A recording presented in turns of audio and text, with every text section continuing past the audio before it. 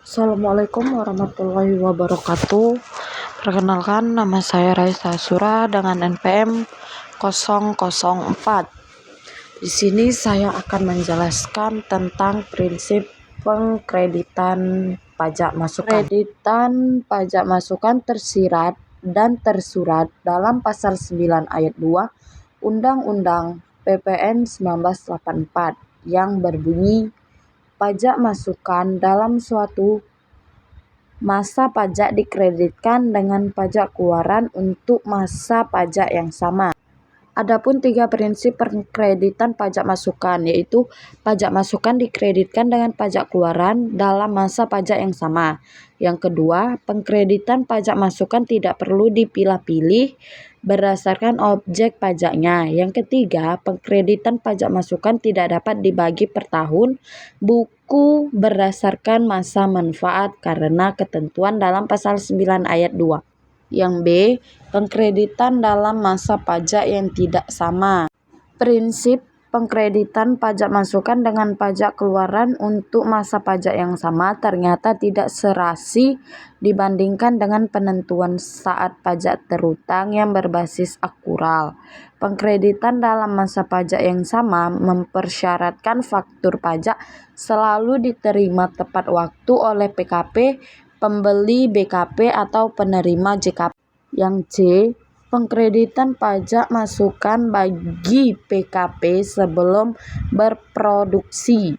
Pasal 9 ayat 2A Undang-Undang PPN 1984 menentukan tentang kemungkinan mengkreditkan pajak masukan sebelum PKP mulai produksi yang dirumuskan sebagai berikut, yaitu bagi pengusaha kena pajak yang belum berproduksi sehingga belum melakukan penyerahan yang terutang pajak, pajak masukan atas perolehan dan atau impor barang modal dapat dikreditkan. Pasal 9 ayat 8 huruf J Undang-Undang PPN 1984 yang berbunyi sebagai berikut, yaitu pengkreditan pajak masukan sebagaimana dimaksud pada ayat 2 tidak dapat diberlakukan bagi pengeluaran untuk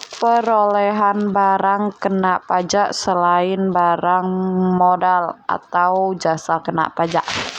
Sebelum pengusaha kena pajak berproduksi sebagaimana dimaksud pada ayat 2A. Yang D, pajak masukan bagi PKP yang gagal berproduksi. PKP yang gagal berproduksi tersebut wajib mengembalikan pajak masukan atas impor atau perolehan barang modal yang telah dikreditkan dan telah diberikan pengembalian paling lama akhir bulan berikutnya setelah saat gagal berproduksi.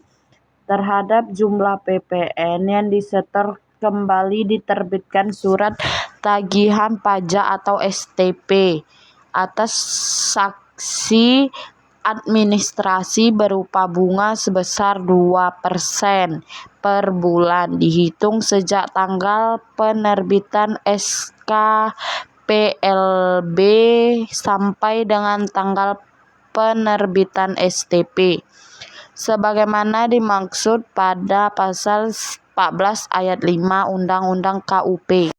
Yang E, kriteria pajak masukan yang dapat dikreditkan berdasarkan pasal 9 ayat 5 JO pasal 9 ayat 8 huruf B Undang-Undang PPN 1984 dapat dipahami bahwa pajak masukan dapat dikreditkan adalah pajak masukan untuk perolehan BKP atau JKP yang berhubungan langsung dengan kegiatan usaha. Sekian, terima kasih penjelasan dari saya. Assalamualaikum warahmatullahi wabarakatuh.